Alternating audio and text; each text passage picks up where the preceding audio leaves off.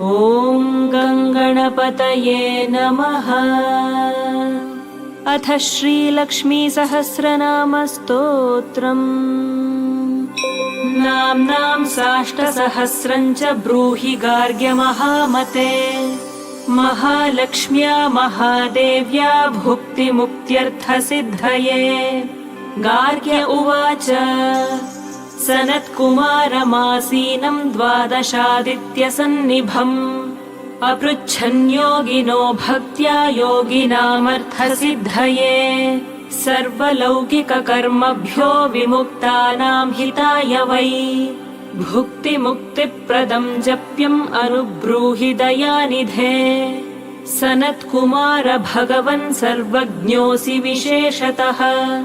आस्तिक्यसिद्धये नृणां क्षिप्रधर्मार्थसाधनम्।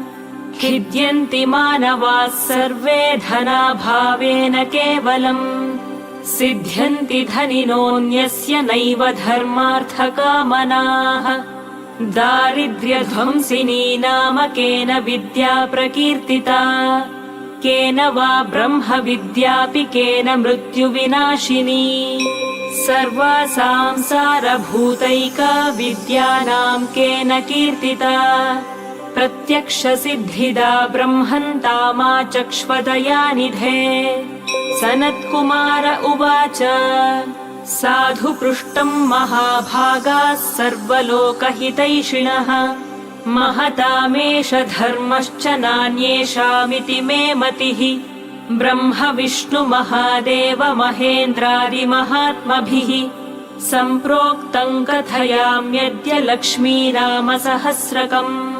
यस्योच्चारणमात्रेण दारिद्र्यान्मुच्यते नरः।